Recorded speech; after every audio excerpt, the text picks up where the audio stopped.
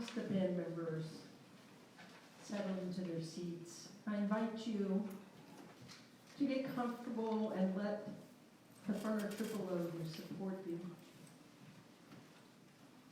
And whatever is comfortable for you, I invite you to do. If that's close your eyes, close your eyes. If it's leave them open, leave them open.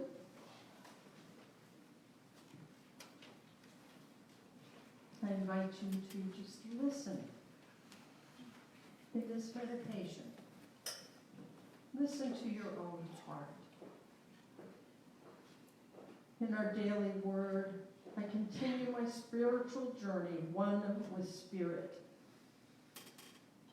Where can I go from your Spirit? Where can I flee from your presence? No matter how far I have thought I strayed, a renewed awareness of God has always been as near as my next thought. We are one. That oneness is our connection with God. We are all connected. As the song stated, there are often trials and tribulations, sadness, despair, heartache, challenges, difficulties. But there's always laughter on that other side. There's always love to be felt, to receive, and to give. We know that love is everywhere present.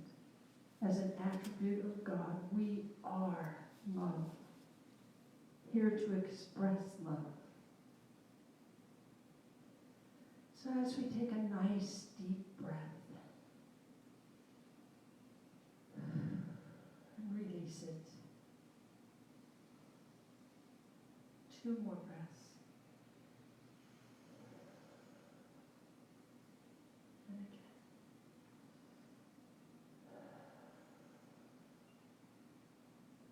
We open ourselves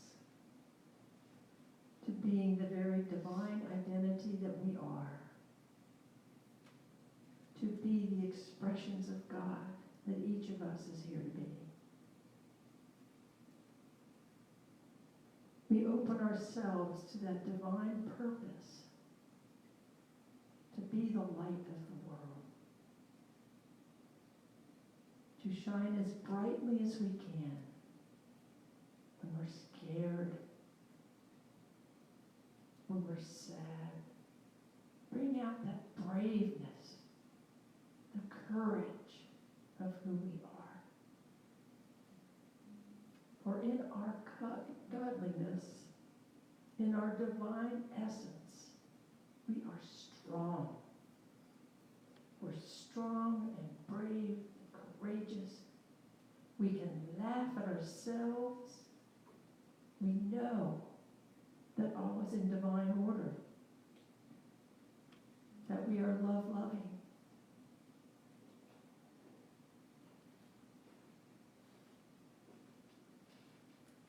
So as we relax into a period of silence, may we take into the silence an affirmation.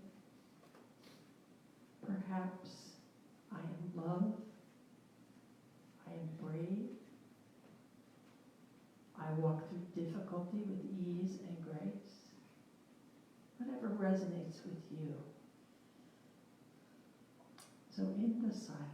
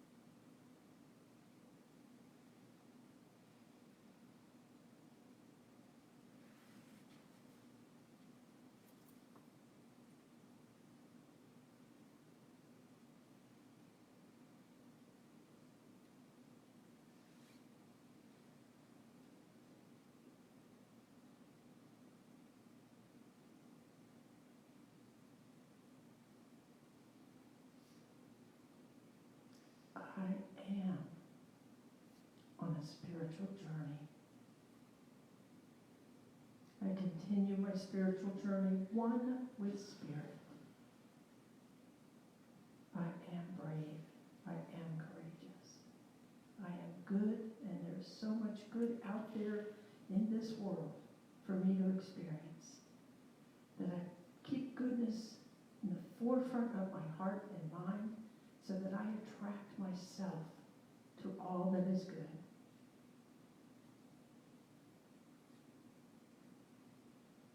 So as we continue on our spiritual journey, may we keep that awareness of oneness ever close to our heart. And may we be the divine expressions that we are here to be. So it is, and so we let it be. Namaste.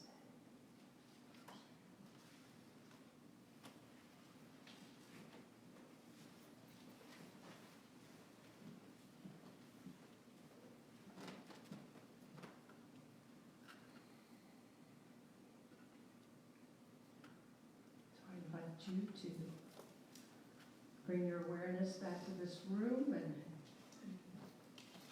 take a few breaths, shake it out a little bit. So today's talk is titled, Time to Answer the Call. And for those of you who have traveled to different unity centers, I'm sure you've heard this. Throughout the world, in unity centers on Sunday morning, there is a statement of faith that is often shared. And that statement of faith is, there is one presence and one power in the universe and in my life, God, the good omnipotence. So I asked you, truth students, do you believe there's one presence and one power in your life? Right. Now, if we all live by this unity statement of faith, there'd be no doubt that God is everywhere present. And I believe that God is everywhere present. And that we are called to be one, to live, move, and express our oneness, to be the Christ presence in this world. And that means that we get to identify our divinity. God is everywhere present in every point in space and time at the same time. That's kind of hard to take in sometimes. God is everywhere present in every point of space and time.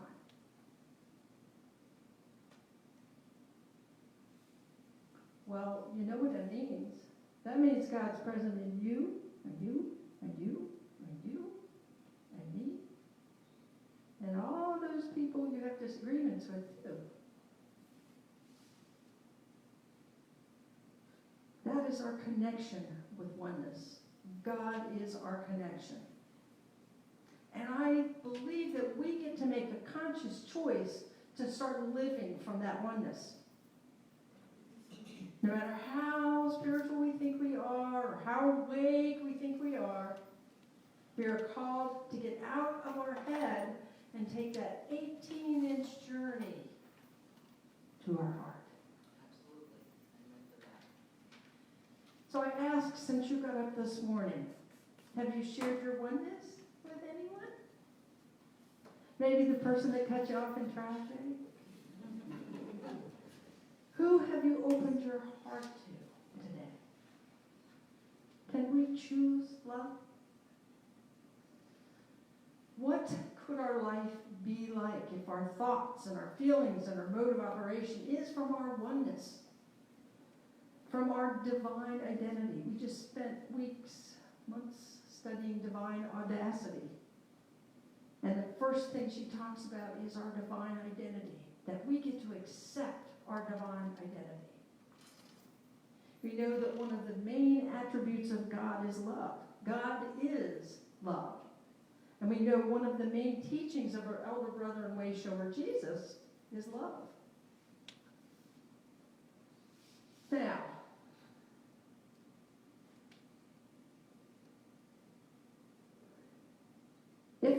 operate from love, what would our life be like? So there is this book that we are studying on Sunday morning circle starting next week called Whatever Arises, Love That. It's by Matt Kahn. He's all over the internet. If you want to watch YouTube, he's got fabulous presentations. The subtitle of this book is A Love Revolution That Begins with You. We're always going outside trying to seek how or where and what can we do to better ourselves. Like, the self-help sections. This puts the responsibility right back on us. And that's what attracted me to Unity. This book is an invitation to start a love revolution in your life that will result in greater consciousness. It's an invitation to transform your life. I invite you to listen to Matt Kahn's wisdom. Whether you know it or not, the mystery of your own existence has been inviting you inward since the dawn of creation. With love as your guide, now is the time to answer the call. We are called to transform every aspect of our lives. But how, you may ask? By vibrating as the energy of love. By recognizing how powerful our divine heart space is, and that it is the road that leads us to open our heart wider than ever before. I love this book. The author, Matt Kahn, invites each of us to awaken the love within, to put the power of love in action. What would my life be like if I let love be my guide? Matt Kahn suggests we would be able to explore a deeper spiritual reality within. As we open our heart, we can see that every life circumstance and experience has been created to help us grow on a spiritual level. And just to make that a reality, he wrote a book about that too. It's called Everything You Experience is Here to Help You. So Kahn asks, what if we invite love to work through us? What if we let love respond on our behalf? What if we are willing to open our heart to the fullness of love that we are? I invite you to experience one of Kahn's healing mantras. Throughout the book, he writes these healing mantras. So let's pause for just a moment. Again, if you're comfortable closing your eyes, close your eyes. If you're not, just be open to receive. So if you'll take a breath, release, and I invite you to listen to this gentle reminder. In every breath you take, love is always here. Throughout any personal encounter, love is always here. No matter what comes together or whatever is pulled apart, love is always here. In your greatest moment of achievement or even in your darkest hour of uncertainty, love is always here. When life is flowing, inspired, and harmonious, and even if it's frustrating, annoying, painful, or inconvenient, love is always here. When you feel alone or unsupported, love is always here. No matter what you understand and despite what you have yet to figure out, love is always here. No matter what has been done to you or whatever you believe you've done to others, love is always here. So please take a breath and let what you've just heard resonate in you. Love is always here. We always have the power to expand our consciousness by choosing love and having love lead the way. As we vibrate love, that vibration goes out to hearts everywhere. And I've mentioned it before, that vibration passes through our heart first. Love vibrates at the highest level, so it's very far-reaching. I believe as we practice being love, we get comfortable with love in ourselves and others. As we get more comfortable, familiar with being love, our divine nature comes forth easily. I'm not saying we won't have issues to resolve. Perhaps we will heal a crisis, discover true joy and fulfillment, make peace with the past. We are each here to address who knows what. Whatever we are here to address is part of the process of expanding our awareness. Whatever arises, love that. That means everything that arises is an opportunity to love that. I don't know if you're familiar with Byron Katie's work, Loving What Is, but one of the best things from her work is, when we fight what is, we lose 100% of the time. Because what is, is. Imagine instead of fearing it all, we're loving it all. This talk is about 4 words that Nat Khan received. Whatever arises, love that. Whatever arises, love that. We're not guaranteed a challenge-free experience of life. We're given an opportunity to choose how we're going to process life's experiences. You may call them challenges, difficulties. They're all opportunities to practice being the presence of God. An opportunity to be loved in any circumstance. This adventure of life, of awakening to our heart by loving what arises, is an experience of transformation. Transformation is expressed as expansion of us. And what happens as we expand and transform as an individual really influences the awakening of all. In loving what arises, love is leading the way. Have you ever thought, the more spiritual I am, the less discomfort I'll feel? I'll have less negative experiences because I'm so spiritual. I'm so spiritual, why is this happening to me? It doesn't matter how spiritual you are. You're here to experience opportunities for growth. And some opportunities are just uncomfortable. The question is, how do you love yourself through the discomfort? No victimhood here. No need for victimhood. Love yourself abundantly. Make peace with discomfort. Make peace with any challenging situation or job or relationship or life circumstance. We can love ourselves through any challenge. Let love lead the way. The more loving we are, the more our hearts open. As our hearts open, perhaps we'll be better able to notice that the feelings we're having are a part of the healing taking place within us. With love, we can delve into a deeper spiritual reason for why circumstances are happening. How much healing takes place when our heart is closed? What do we feel? It seems the emotions we sense look like barriers in expressing our higher self. We get to welcome the feelings because as we welcome feelings, we release cellular debris. As we release all that stuff hanging out on a cellular level, it assists in healing of everyone. As we heal, we send out that healing vibration to all. Our co-founders, Charles and Myrtle Fillmore, often wrote about congestion on a cellular level. My acupuncturist calls it cellular debris. How thoughts can contribute to that is something that Charles and Myrtle have written about also.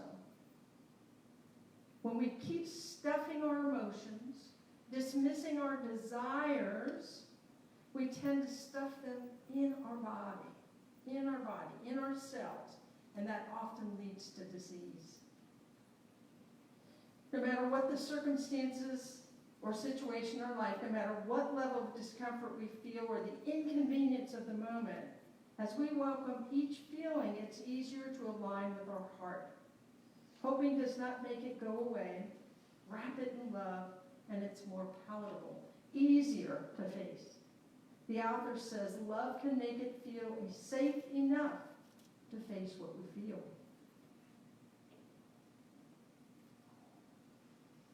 I'll give you an example of cellular debris. I had a classmate when I was in massage therapy school, and she had been brutally abused over and over and over and over again. Her parents didn't believe her and put her in an institution, and then she was abused in the institution too. So when we, each week a different body part was demonstrated in class, and one of us would volunteer, arms, head, neck, back, thighs. So she volunteered for thighs. And when they were done with the demonstration, these hand-marked bruises arose on her thighs. That was cellular debris being released. If I hadn't seen it with my own eyes, I don't think I would have believed it. The first time somebody told me that I buried my emotions in my shoulder, I'm like, what? Cellular debris, it's a serious thing.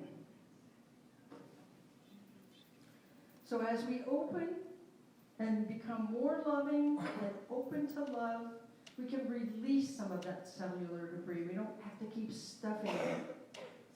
And in what arises, love that. We're encouraged to not fight it. Don't stuff it. Let it arise and send it love. Love the discomfort that accompanies challenging life situations. We are loosening each layer of cellular memory as we embrace it and love it. And the intensity of it gets less and less each time we visit it. Suffering is optional.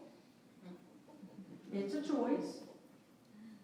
When we feel a physical sensation in our body, we can put our hand on or near the sensation and say, I love you.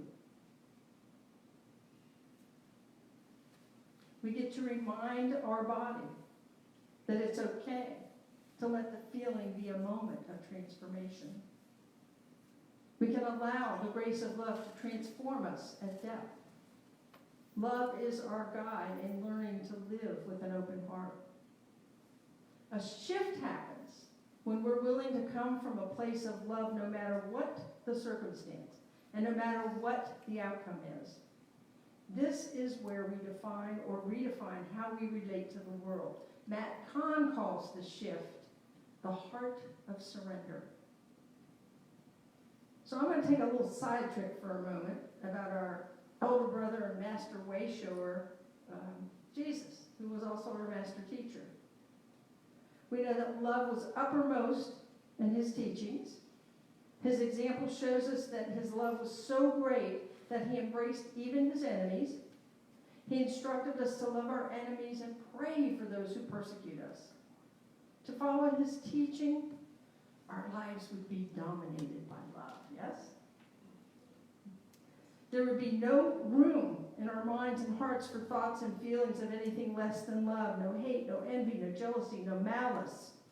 We can choose to be completely motivated with compassion. This makes us radiating centers of divine love. We are truly radiating right now. Whatever arises. Yes. You got it. Love that. So if we truly lived from that center of love, many of today's problems would just dissolve before this intense love.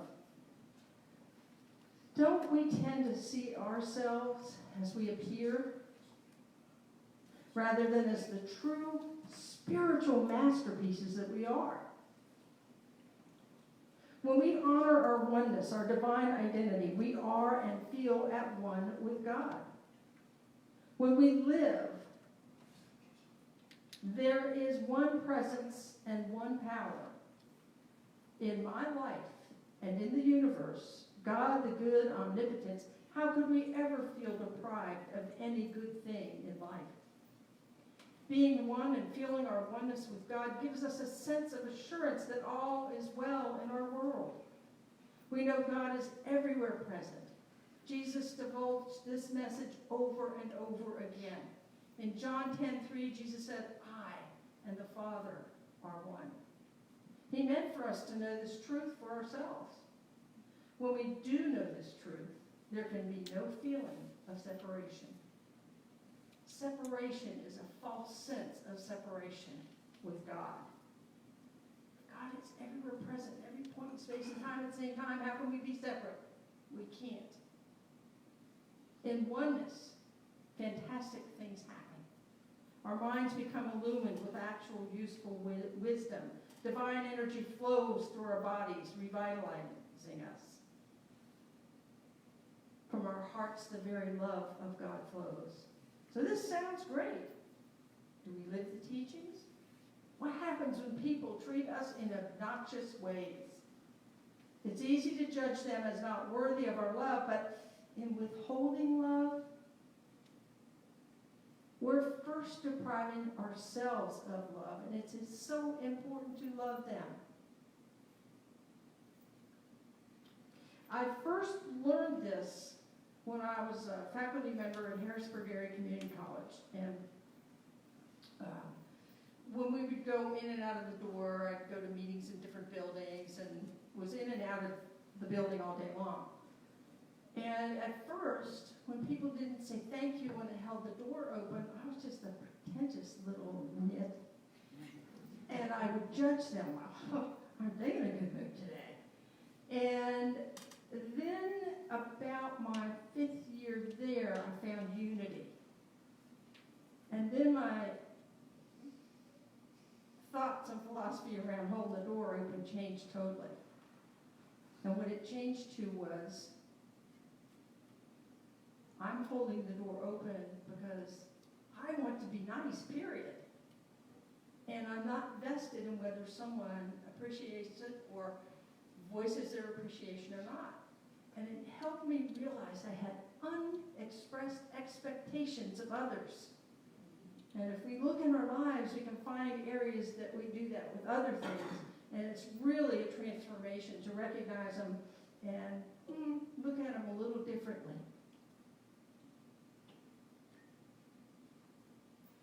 So let's look at Matt Kahn's take on withholding love. In victimhood, we hold ourselves emotionally hostage. How? By waiting for someone else to tell us what they probably can't say, like that apology we expect from them, or that thank you I expected from someone I held the door open for. So we can take and become victims, or we can empower ourselves. We don't have to wait for other people to say the right words. Perhaps there are words that we have waited a lifetime to hear. And Matt Kahn says that we get to say them to ourselves. We may wish to have outside validation by others, but think about what Kahn writes.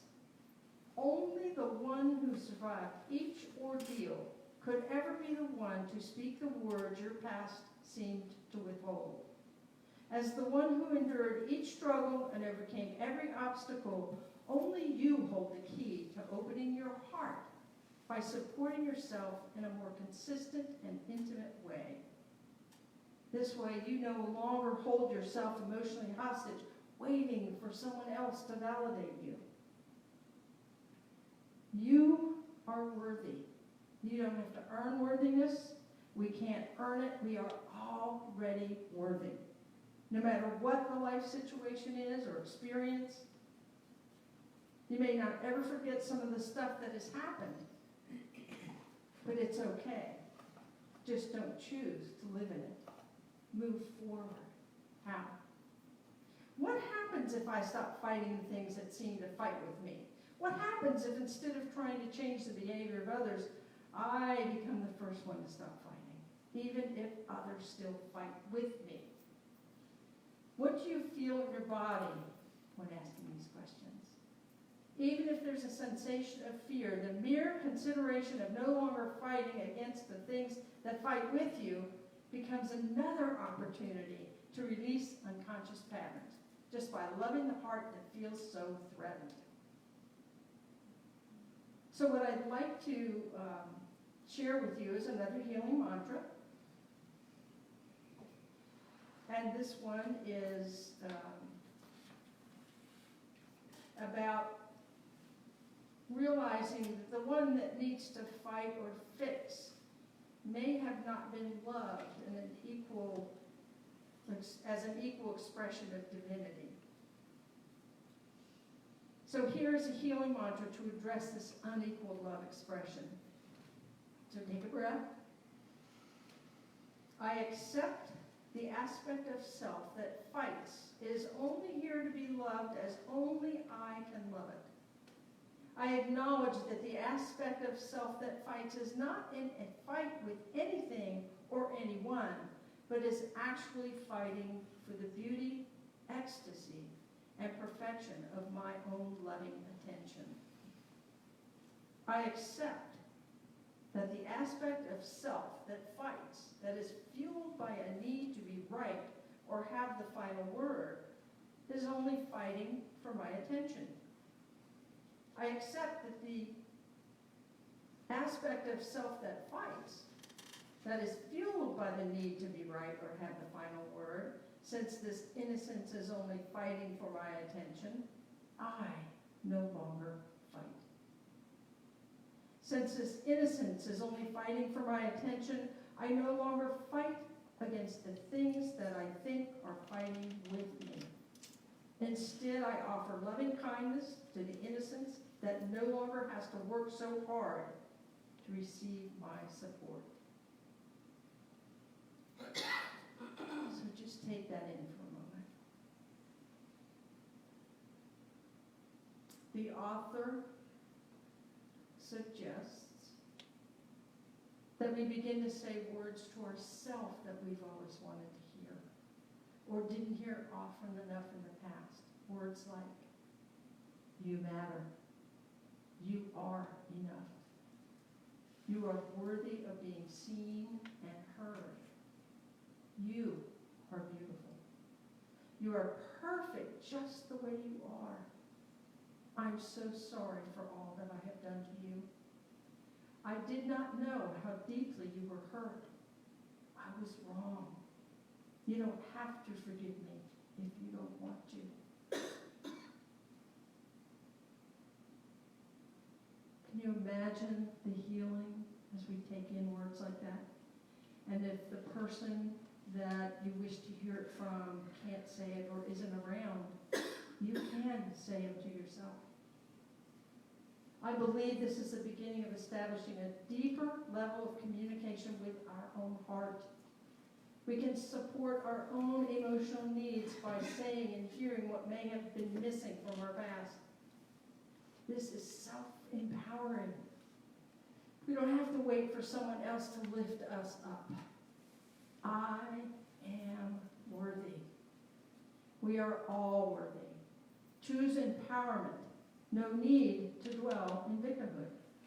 Speaking the words out loud that mean so much to you reveals that interconnectedness of spirit throughout time and space.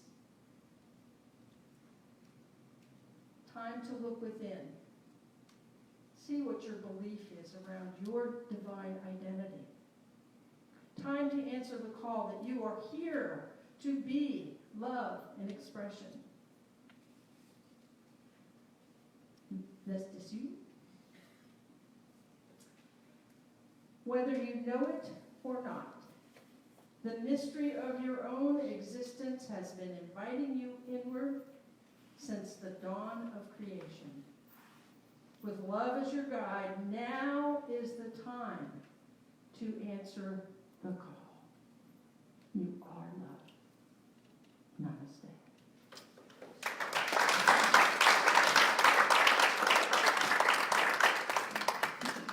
Speaks the truth.